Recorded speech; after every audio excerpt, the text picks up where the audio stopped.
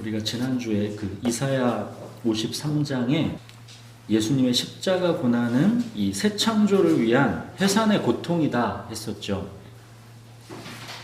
예수님의 십자가 고난과 죽으심을 통해 그리스도 안에 있는 새로운 피조물을 창조하신 것입니다. 이전 것은 지나가고 모든 것이 새로워진 그리스도 안에 있는 새로운 피조물, 그 새로운 정체성의 특징은 세 가지라 했었죠. 첫째, 죄와 벌의 세계, 이 율법 시스템에서 완전히 해방되어 은혜의 세계로 들어왔습니다. 오직 흠없고 점없는 어린 양, 그리스도의 보배로운 피로 의의 예복을 입혀주신 것입니다. 그리스도 예수 안에 있는 자는 결코 정죄함이 없고 그 어떤 것도 그를 하나님의 사랑에서 끊을 수 없습니다.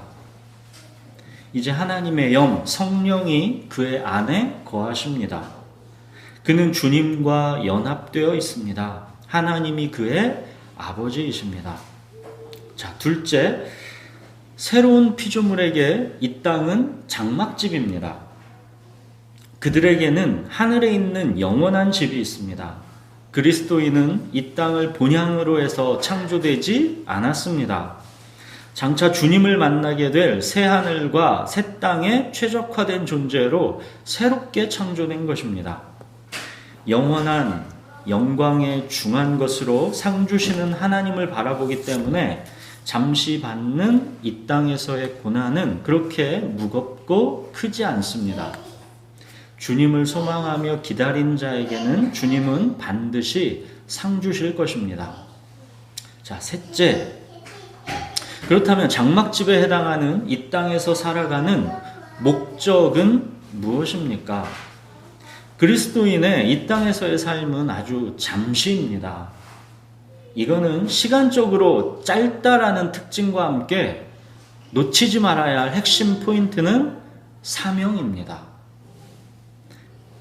사명이 끝나고 텐트를 탁 풀르고 철수해서 본향으로 가는 것입니다. 영원한 본향이 이 천국인 그리스도인을 이 땅에 아주 잠시 남겨두시는 목적이 있다는 것입니다. 그리스도인은 이제는 자기 자신을 위하여 살지 않고 주님께 자신을 드리는 삶을 살아갑니다. 사나 죽으나 이제 그는 주님의 것입니다. 이제 자아실현이 삶의 목표가 아니라 주를 기쁘시게 하는 것이 가장 원하는 목표가 되는 것입니다. 이거는 새로운 피조물로 다시 태어나자마자 금방 완성되는 것이 아니라 이 땅에서의 우리 평생의 시간을 통해서 우리는 주님 안에서 이 방향으로 쭉 성장해 가는 것입니다. 그리고 이 성장의 과정은 무거운 짐처럼 율법으로 여겨지는 것이 아니라 마음의 소원을 두고 우리 안에서 하나님께서 행하십니다. 생명이 자라는 것처럼 점진적으로 성장해 가는 것입니다. 자, 그리스도 안에 있는 새로운 피조물, 그리스도인의 정체성 세 가지, 이거는 꼭 기억하셔야 합니다. 첫째, 죄와 법의 이 율법 시스템에서 해방돼서 결코 정죄함이 없고 하나님의 사랑에서 무엇도 끊을 수 없는 은혜의 세계로 들어왔다. 둘째, 우리의 본향, 영원한 집은 곧 주님을 눈으로 만나게 될 천국이다.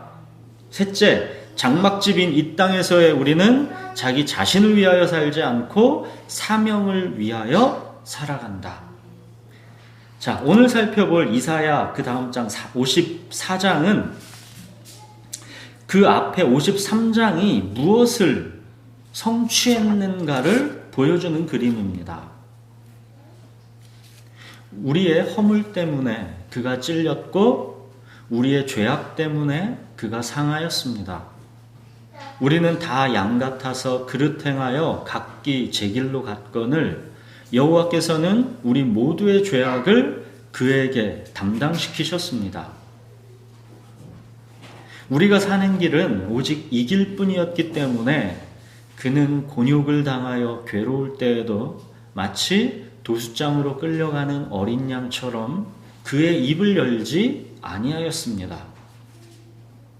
그렇게 그가 그의 영혼을 속건 제물로 드려 여호와께서 기뻐하시는 뜻을 마침내 성취하였습니다. 다 이루었습니다. 이어서 나오는 이 이사야 54장은 그렇게 그가 그의 영혼을 속건 제물로 드려 성취하게 되는 여호와께서 기뻐하시는 뜻, 그것이 어떤 그림인지를 보여주는 것입니다. 우리 본문을 같이 읽겠습니다. 54장 우리가 번갈아 읽겠습니다. 잉태하지 못하며 출산하지 못한 너는 노래할지어다. 산고를 겪지 못한 너는 외쳐 노래할지어다. 이는 홀로 된 여인의 자식이 남편 있는 자의 자식보다 많음이라 여호와께서 말씀하셨느니라. 내 장막터를 넓히며 내 처소의 행장을 아끼지 말고 너희 곁에 너의 줄을 길게 하며 너의 말뚝을 견고히 할지어다. 이는 네가 좌우로 퍼지며 너의 자손은 열방을 얻으며 황폐한 성읍들을 사람 살 곳이 되게 할 것임이라. 두려워하지 말라. 내가 수치를 당하지 아니하리라. 놀라지 말라. 내가 부끄러움을 보지 아니하리라. 내가 내 젊었을 때의 수치를 느꼈고 과부 때의 치욕을 다시 기억함이 없으리니. 이는 너를 지으신 이가 내 남편이시라. 그의 이름은 만군의 여호와이시며 내 구속자는 이스라엘의 거룩한 이시라. 그는 온 땅의 하나님이라 일컬음을 받으실 것이라. 여호와께서 너를 부르시되 다시 버림을 받아 마음에 의심하는 아내 곧 어릴 때의 아내가 되었다가 버림을 받은 자에게 함과 같이 할 것이니라.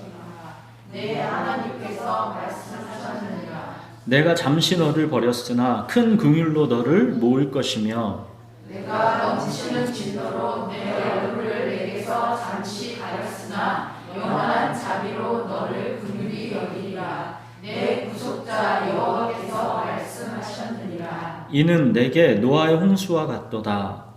내가 다시는 노아의 홍수로 땅 위에 범람하지 못하게 하리라 맹세한 것 같이 내가 내게 노하지 아니하며 너를 책망하지 아니하기로 맹세하였노니 하늘이 떠나며 언덕들은 옮겨질지라도 나의 자리는 내게서 떠나지 아니하며 나의 화평의 영역은 흔들리지 아니하리라. 너를 긍휼히 여기시는 여호와께서 말씀하셨느니라.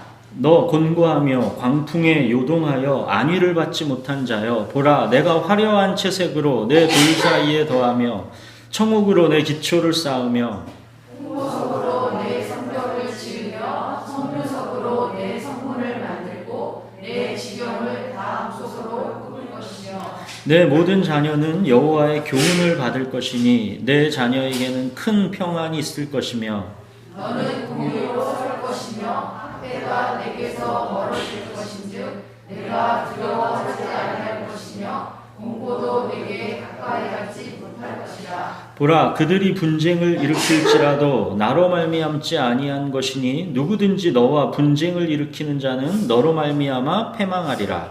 보라 수구를 불어서 자기가 쓸만한 연장을 제조하는 자기도 내가 창조하였고 파괴하며 진멸하는 자도 내가 창조하였은즉 너를 치려고 제조된 모든 연장이 쓸모가 없을 것이라. 일어나 너를 대적하여 송사하는 모든 혀는 내게 정죄를 당하리니 이는 여호와의 종들의 기업이요 이는 그들이 내게서 얻은 공의니라 여호와의 말씀이니라. 1절 보시면 잉태하지 못하며 출산하지 못한 너, 황폐하게 버려져 있는 예루살렘을 말하는 것입니다. 끊임없는 우상 숭배로 하나님과의 언약을 깨버리고 하나님을 버린 이스라엘 백성들, 그들은 지금 예루살렘에 쫓겨나서 바벨론의 포로로 끌려와 있는 상태죠. 그렇게 예루살렘은 지금 황폐하게 버려져 있는 상태인 것입니다. 잉태하지 못하며 출산하지 못한다라는 것은 인간적이고 자연적인 그 어떤 수단과 방법을 통해서도 소망의 빛이 없다라는 것을 말하는 것입니다. 그런데 하나님은 너는 노래할지어다 하는 것입니다. 자식이 많아질 것이니 장막터를 넓히라 하십니다. 3절 보시면 내 자손은 열방을 얻으며 그러죠. 이제 장차 이스라엘뿐만 아니라 온 열방이 하나님께로 나아올 것이다 하는 것입니다. 5절 보시면 하나님은 이제 온 땅의 하나님이다 일컬음을 받으실 것이라는 것입니다. 잉태하지 못하며 출산하지 못하는 예루살렘이 어떻게 열방을 얻고 사람 살 곳으로 충만해집니까? 이건 오직 하나님이 하시겠다라는 것을 말하는 것입니다. 성경에서 잉태하지 못하는 자가 아이를 낳는 것은 모두 하나님의 이 주권적인 일하심을 나타낼 때 쓰는 말입니다. 생리가 끊긴 사라가 이삭을 낳았죠. 아이가 없어서 괴로웠던 한나가 사무엘을 낳았죠. 처녀 마리아가 예수님을 낳았죠. 이것은 다 하나님의 주권적인 역사를 나타내는 것입니다. 사람으로는 할 수 없고 오직 하나님만이 하실 수 있는 일을 나타내는 말입니다. 죄와 불순종, 그 고집스러운 굳은 마음으로 하나님을 반역했던 예루살렘을 하나님께서 주권적으로 다시 살아나게 하신다라는 것입니다. 하나님은 그들의 죄와 반역 때문에 그들을 잠시 버렸지만 이제는 큰 긍휼로 다시 모으신답니다. 우리 8절 보십시오. 내가 넘치는 진노로 내 얼굴을 내게서 잠시 가렸으나 영원한 자비로 너를 긍휼히 여기리라 내 구속자 여호와께서 말씀하셨느니라. 영원한 자비, 이 말씀을 꼭 기억하십시오. 영원한 자비. 자, 여기서 나오는 자비, 이것이 원어로 뭐겠습니까? 우리들이 잘 아는 단어입니다. 헤세드입니다. 하나님의 영원한 언약적 사랑, 그게 헤세드라고 했죠. 하나님께서 그 영원한 헤세드로 긍휼히 여기신다라는 것입니다. 9절 보십시오. 하나님께서 맹세하셨답니다. 나는 너에게 다시는 노하지 않을 것이고 다시는 너를 책망하지 않을 것이다.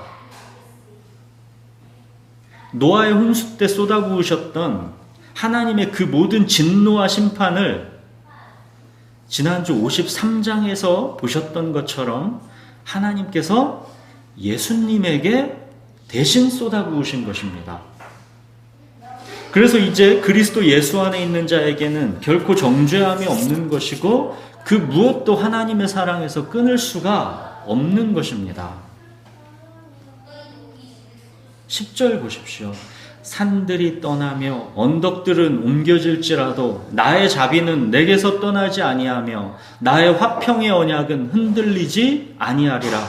너를 긍휼히 여기시는 여호와께서 말씀하셨느니라. 자비 또 나오죠. 헤세드입니다. 하나님의 언약적 사랑 헤세드는 영원하다라는 것입니다. 산과 언덕이 옮겨지고 없어질지언정 하나님의 언약적 사랑 헤세드는 너를 영원히 떠나지 않는다라는 것입니다. 그 화평의 언약은 그 어떤 것에도 흔들리지 않는다라는 것입니다. 너를 긍휼히 여기시는 여호와께서 말씀하셨느니라. 말씀하셨다라는 것은 하나님의 도장이 찍혔다라는 것입니다. 풀은 마르고 꽃은 시들어도 말씀은 세세토록 있습니다. 취소되지 않는 영원한 언약이라는 뜻입니다. 하나님의 헤세드, 그 언약적 사랑은 영원하다라는 것입니다. 자, 11절 보십시오. 너 곤고하며 광풍에 요동하여 안위를 받지 못한 자여. 하나님과 떨어져 나오면 곤고하고 두려움과 불안으로 요동할 수밖에 없는 것입니다. 그러나 이제 보라 하십니다. 청옥으로 기초를 쌓고 홍보석으로 성벽을 짓고 성류석으로 성문을 만들고 다 보석으로 꾸밀 것이라 하십니다.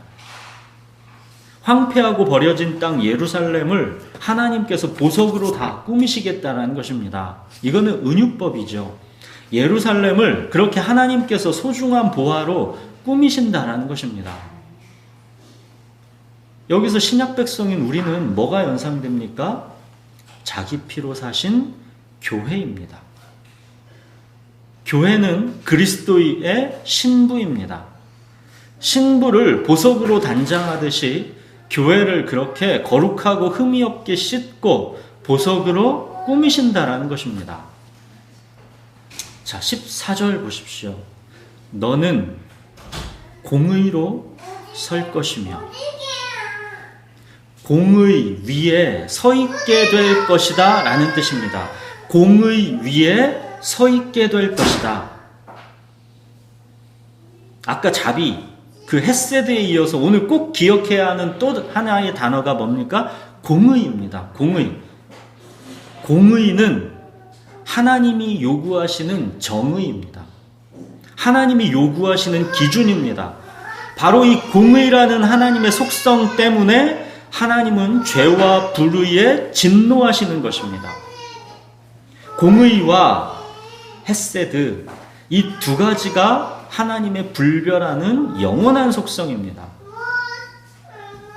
하나님은 사랑과 이 긍휼이 한이 없으신 분이기도 하면서 또 아주 중요하게 하나님은 불의에 진노하시는 분이다라는 것을 잊으시면 안 됩니다. 공명정대하시고 의로 심판하시는 분이다라는 것을 잊으시면 안 됩니다. 헤세드와 더불어 공의, 이거는 불변하는 하나님의 영원한 속성입니다. 하나님의 그 공의 위에 서 있게 된다랍니다. 그런데 하나님이 요구하시는 정의, 하나님의 기준, 그 위에 단단하게 서 있게 된다는 것입니다.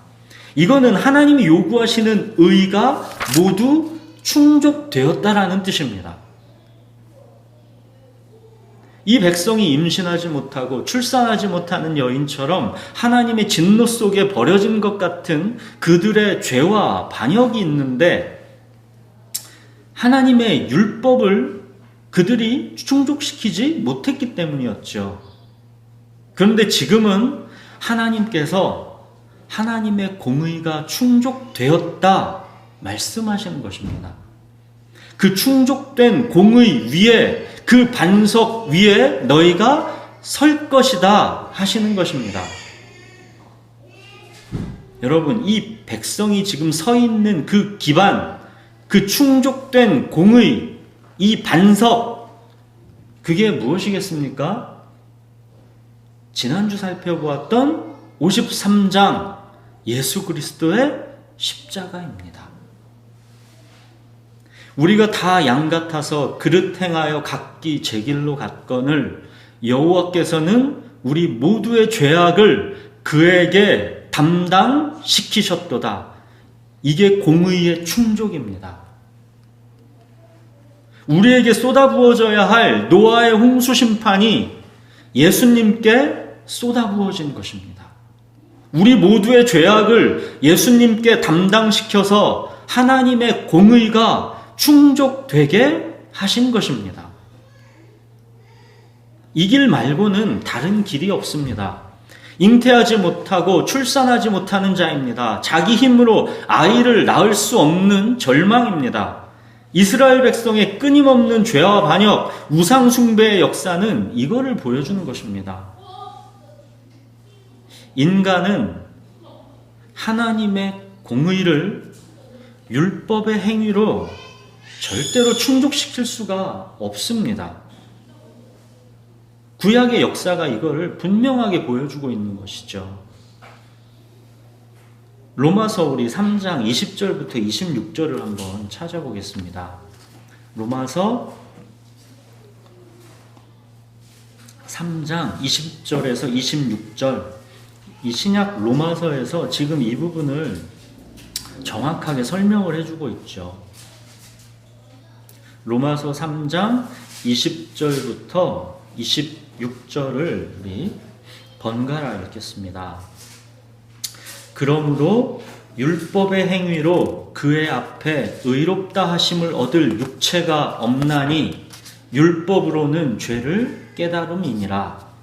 이제는 율법 외에 하나님의 한 의가 나타났으니 율법과 선지자들에게 증거를 받는 것이라. 곧 예수 그리스도를 믿음으로 말미암아 모든 믿는 자에게 미치는 하나님의 의인이 차별이 없느니라.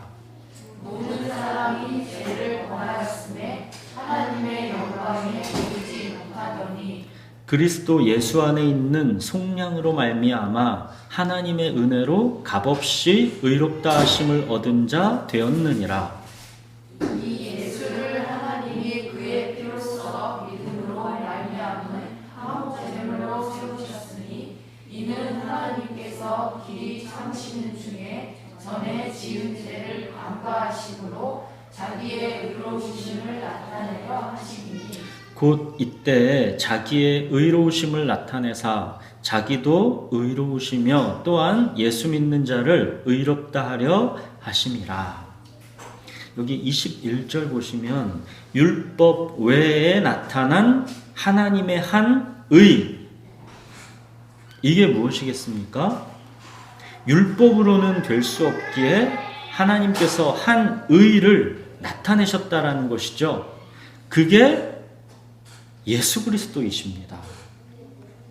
하나님은 독생자 예수 그리스도를 화목 제물로 십자가에 못 박으심으로써 하나님의 모든 공의를 충족시키신 것입니다. 우리 대신 우리의 모든 죄의 값을 다 지불하셔서 우리를 건져내 온 것입니다. 구원해 내신 것입니다. 그래서 예수 하나님의 공의라 하는 것입니다. 오늘 이사야 54장에서 이제 이어서 쭉 나오는 내용은 학대와 공포가 너에게 가까이 하지 못할 것이다. 누구든지 너와 분쟁을 일으키는 자는 패망할 것이다. 너를 대적하여 송사하는 모든 혀는 내게 정죄를 당할 것이다. 이제는 그 무엇도 너를 정죄할 수 없다라는 것을 말하는 것입니다. 너를 흠집내서 하나님에게서 멀어지게 할 수 없다라는 것입니다. 그 무엇도 하나님의 사랑에서 너를 끊어낼 수가 없다라는 것입니다. 왜요? 마지막 이제 54장 그 17절 보십시오. 이는 그들이 내게서 얻은 공의니라. 여호와의 말씀이니라. 그들을 정죄하고 고소하는 무리들에게 하나님이 변호하시는 것입니다.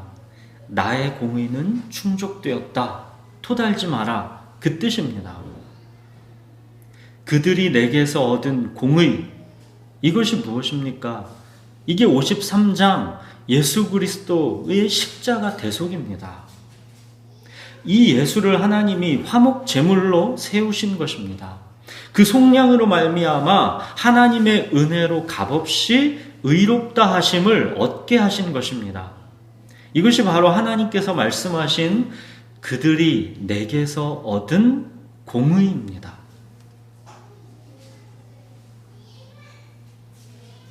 우리들이 구약의 이스라엘 백성의 역사를 살펴보고 있습니다. 죄와 반역으로 바벨론의 포로로 끌려간 백성들, 그러나 그들을 다시 구원해내시는 하나님, 이 역사를 통해 하나님이 궁극적으로 온 인류에게 보여주고자 하시는 게 무엇입니까? 예수 그리스도 안에서 충족된 공의, 하나님의 영원한 헤세드입니다. 하나님이 세상을 이처럼 사랑하사 독생자를 주셨으니 이는 그를 믿는 자마다 멸망하지 않고 영생을 얻게 하려 하심이라. 구약의 역사는 다른 게 아니죠. 바로 이거 보여주려는 것입니다. 멸망치 않고, 이거 뭡니까? 하나님의 공의가 충족되었다라는 것입니다. 영생을 얻게 하려 하심이라. 뭡니까? 하나님의 영원한 언약적 사랑 헤세드입니다. 충족된 공의, 영원한 헤세드, 이것이 바로 하나님께서 기뻐하시는 뜻이었고, 하나님의 독생자 예수님은 하나님의 이 기뻐하시는 뜻을 성취하시기 위해 십자가에서 자기 자신을 화목 제물로 드리신 것입니다. 사랑하는 여러분, 하나님의 영원한 언약적 사랑 헤세드, 결코 정죄함이 없고 그 어떤 것도 우리를 하나님의 사랑에서 끊어낼 수 없게 하신 그 영원한 언약적 사랑 헤세드, 이것은 예수님께서 자기를 버려 순종하심으로 하나님의 공의를 충족시켰기 때문입니다. 하나님은 당신의 독생자 예수님을 화목 제물 삼으셔서 우리의 모든 죄에 대한 저주와 분노를 예수님께 쏟아 부으셔서 하나님의 공의를 충족시키신 것입니다. 하나님은 그렇게 독생자 예수님을 십자가에 내어주심을 통해 하나님의 사랑 헤세드를 확증하신 것입니다. 예수는 하나님의 공의, 하나님의 사랑입니다. 그렇기 때문에 그리스도 예수 안에 있는 자에게는 결코 정죄함이 없는 것입니다. 왜요? 하나님의 공의는 충족되었기 때문입니다. 그 어떤 것도 하나님의 사랑에서 그를 끊을 수 없습니다. 언약적 사랑 헤세드가 영원하기 때문입니다. 예수 그리스도의 십자가 대속으로 하나님의 공의가 충족되었다라는 것, 하나님의 언약적 사랑 헤세드는 영원하다라는 것, 이게 바로 기쁜 소식, 복음입니다. 충족된 공의, 영원한 헤세드, 이게 바로 복음입니다. 예수님은 하나님의 공의, 하나님의 사랑입니다. 사랑하는 여러분, 그리스도 예수 안에서 결코 정죄함이 없고 그 어떤 것도 하나님의 사랑에서 이제 끊을 수 없다라는 이 복음이 참으로 여러분에게 기쁜 소식으로 들리십니까?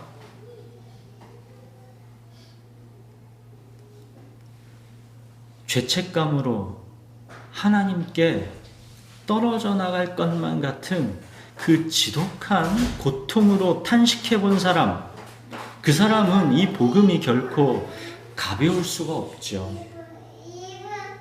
마치 하나님이 나를 외면하실 것 같아서 주 앞에서 나를 쫓아내지만 말아달라고 애원하고 주의 성령을 내게서 거두지 말아달라고 애통해 본 사람은 이 복음이 결코 가벼울 수가 없죠. 이 세상에서 가장 무거운 짐은 고난도, 고통도, 질병도, 상실도 아닙니다. 가장 무거운 짐은 죄의 짐입니다. 이 죄의 짐에 짓눌려 본 사람은 죄가 가리워지는 복 말고 다른 복은 그 발치에도 가지 못한다는 것을 아는 것입니다. 우리 다윗의 시 시편 6편을 한번 보겠습니다.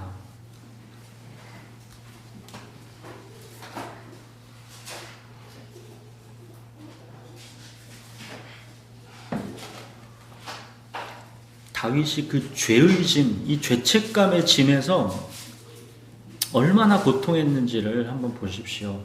다윗 그 시편 6편 1절에서 7절까지를 우리 번갈아 읽겠습니다. 여호와여, 주의 분노로 나를 책망하지 마시오며 주의 진노로 나를 징계하지 마옵소서.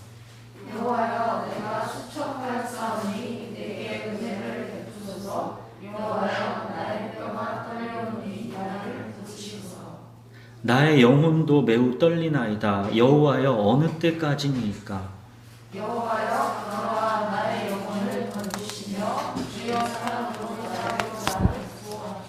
사망 중에서는 주를 기억하는 일이 없사오니 스올에서 주께 감사할 자 누구리이까? 내가 탄식함으로 피곤하여 단단한 물로 내 침상을 비우며 내 욕을 적시나이다. 내 눈물이 근심으로 말미암아 쇠하며 내 모든 대적으로 말미암아 어두워졌나이다. 예.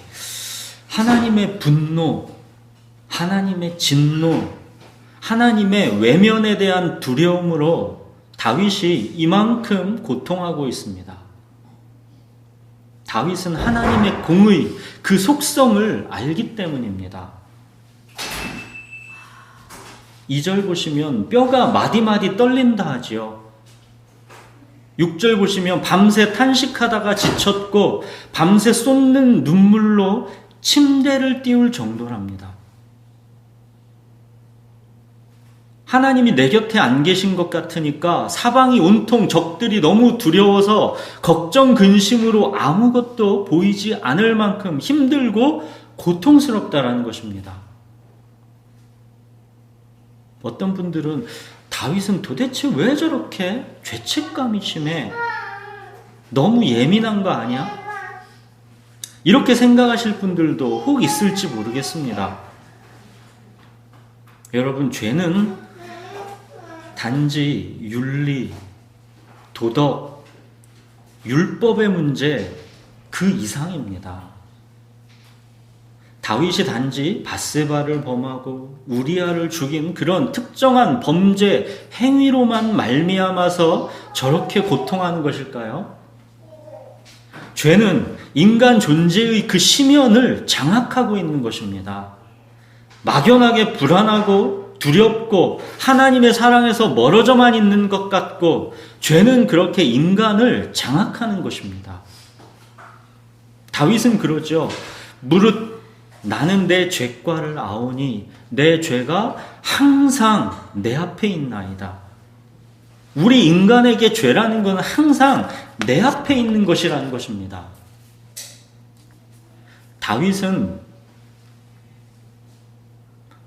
이 다윗의 죄책감은 너무 심할 수가 없는 것입니다. 너무 예민할 수가 없는 것입니다. 인간 존재에게 있어서 다윗의 이 죄책감, 이 예민함은 너무도 당연한 것입니다. 그게 바로 하나님의 공의 앞에서의 마땅한 정죄감입니다. 하나님의 공의 앞에서는 다윗처럼 정죄감을 가져야 하는 게 정상입니다. 가만히 생각해 보십시오. 다윗의 죄로부터 다윗을 구원해내기 위해서 하나님이 하신 일은 당신의 독생자 예수님을 십자가에 못 박는 일이었습니다. 그런데 어떻게 다윗의 죄책감이 너무 심한 것이 될 수가 있고 어떻게 너무 과도하고 예민한 것이 될 수가 있겠습니까? 예수님의 십자가가 그렇다면 쓸데없는 낭비가 되는 것이죠. 그만큼 예수님의 십자가를 통해 하나님의 공의가 충족되었다라는 것, 그래서 이제는 결코 정죄함이 없고 하나님의 언약적 사랑 헤세드가 영원하다라는 것, 이 복음은 그래서 너무 값진 보물인 것입니다. 다윗은 이 복을 아는 사람이고 이 복을 맛본 사람이기 때문에 이렇게 고백하는 겁니다. 주는 나의 목자시니 내게 부족함이 없습니다. 주는 나의 주님이시오니 주밖에는 내게 다른 복이 없습니다. 그리스도 예수 안에서 결코 정죄함이 없고 그리스도 예수 안에 있는 하나님의 사랑에서 그 무엇도 끊을 수 없다 하는 이 복음을 알게 된 사람은 다른 복을 구할 그런 복이 더 이상 없는 것입니다. 여러분, 많은 사람들이 우리 이 현실의 삶에서 바라보는 행복, 그 행복을 가만히 보시면 그 특징이 하나님이 없어도 될 만큼 모든 것이 내 마음에 맞게 다 충족된 상태, 그게 행복이라는 것을 알 수 있을 것입니다. 돈이 많고 건강하고 자녀들도 걱정 끼치지 않고 인간관계에서도 문제가 없고 하는 일에 있어서도 성공하고 모든 것에서 몸과 마음도 편안한 상태, 이런 것을 행복이라고 하고 축복이라고 생각하죠. 이렇게 모든 게 내 마음대로 다 잘 풀려서 사실상 하나님과의 관계가 굳이 필요 없는 상태입니다. 그러나 하나님이 주시기 원하는 복은 하나님과의 관계의 복입니다. 하나님이 없으면 안 되는 마음, 이것을 하나님은 복된 것이라 하십니다. 주의 집에서의 하루가 다른 곳에서의 첫날보다 나은 것, 세상에서 아무리 자아실현하고 성공하는 것보다 하나님의 집에 문지기로 있는 게 훨씬 더 행복한 것, 주님 없이는 단 하루도 숨 막혀서 살 수가 없는 것, 이것이 오직 주님으로만 만족하게 되는 것이, 이게 하나님이 주시려고 하는 진짜 복입니다. 여러분은 하나님이 필요 없이 모든 것이 내게 만족한 그런 상태의 행복을 원하십니까? 아니면 주님 한 분만으로 내가 만족하게 되는 그런 주님만으로 꽉 찬 삶을 원하십니까?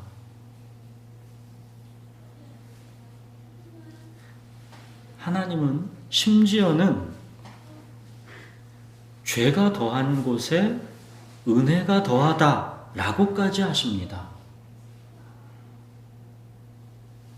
죄 자체가 무슨 복이겠습니까? 그러나 그 죄로 인해 신음하고 짓눌리며 하나님의 은혜를 구하는 자리로 나아가는 것, 거기서 하나님을 사실상 알게 되는 것이기 때문에 그래서 은혜라고 하는 것입니다. 그래서 죄가 더한 곳에 은혜가 더하다 하는 것입니다. 다윗이 밧세바를 범하고 우리아를 죽인 것은 하나님의 진노를 사는 끔찍한 죄입니다. 그 죄의 결과로 다윗은 평생을 고통하며 살았습니다. 그런데 하나님은 다윗의 그 죄가 은혜를 더하게 하셨다라는 것입니다. 다윗의 그 죄와 고통, 바로 그것이 그의 평생 가운데 다윗을 하나님의 마음에 합한 사람으로 오히려 만들어 갔다라는 것입니다. 죄와 고통이 오히려 하나님의 마음에 합한 사람으로 그를 만들어 갔다라는 것입니다. 이거는 그야말로 놀랍고 신비한 반전입니다. 이거는 오직 하나님만이 하실 수 있는 역사입니다. 다윗은 결코 정죄함이 없고 하나님의 사랑에서 그 무엇도 끊을 수 없다라는 것, 하나님의 이 영원한 언약적 사랑 헤세드를 다른 어떤 게 아니라 바로 그의 죄와 고통을 통해서 알게 된 것입니다. 그러니 다윗은 이렇게 노래할 수밖에 없는 것입니다. 주는 나의 목자시니 내게 부족함이 없습니다. 주는 나의 주님이시오니 주밖에는 내게 다른 복이 없습니다.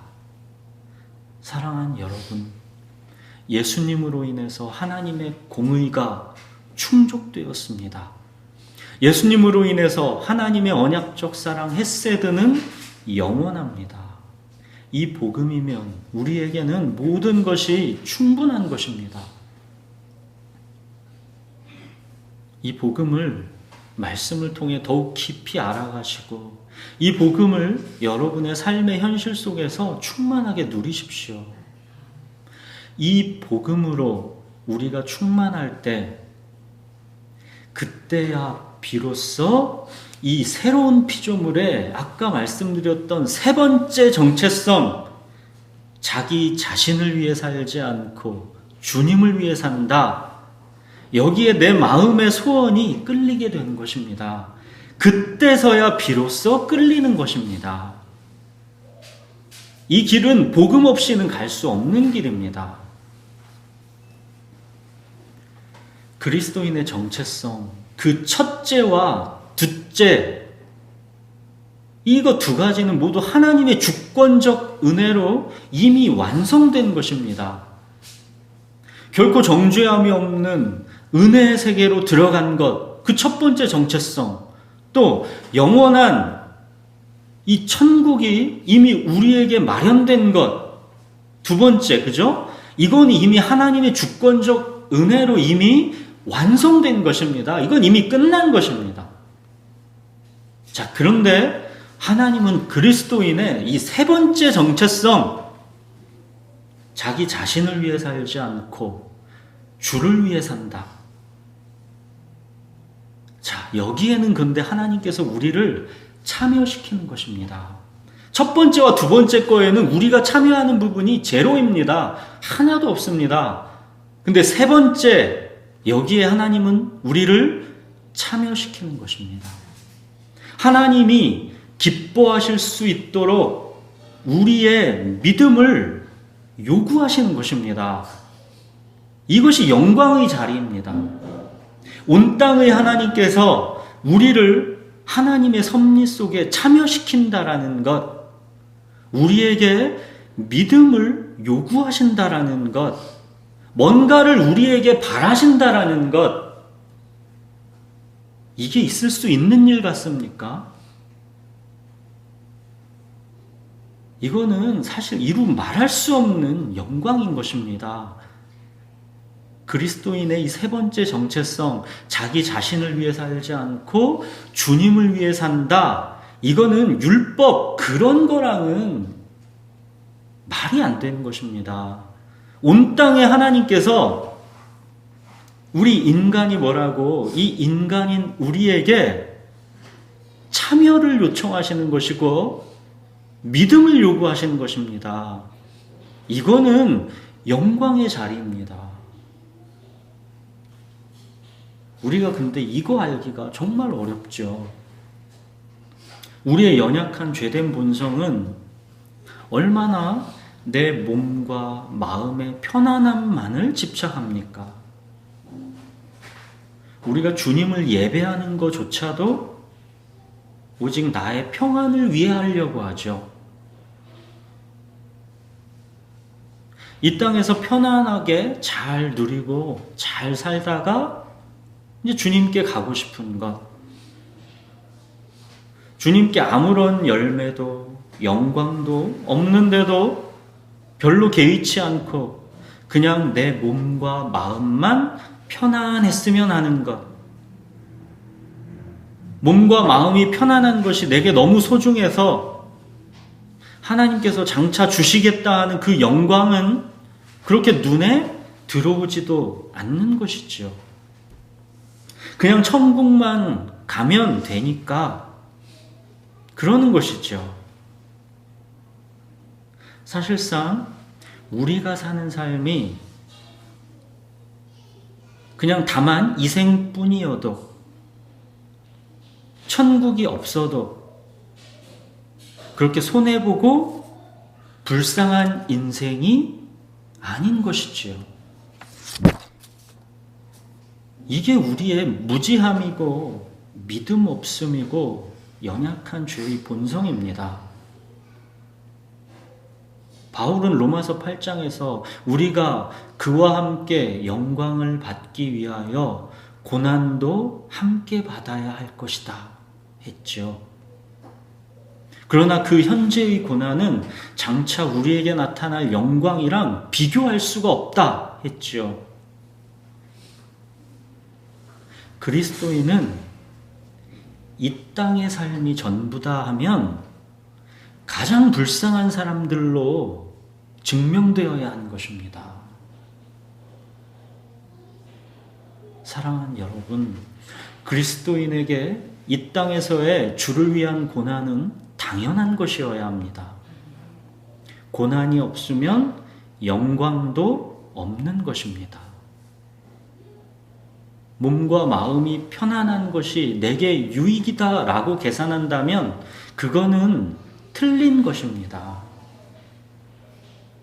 자기 자신을 위해 살지 않고 주를 위해 고난을 받는 것이 훨씬 수지 맞는 장사입니다. 다시 복음 앞에 서십시오. 복음에 합당한 삶을 회복하십시오. 주는 나의 주님이시오니 주밖에는 내게 다른 복이 없습니다. 이 고백이 매 순간 저와 여러분에게 생생하게 기쁨으로 살아있게 되기를 바랍니다. 사나 죽으나 우리는 주님의 것입니다. 우리 기도하겠습니다.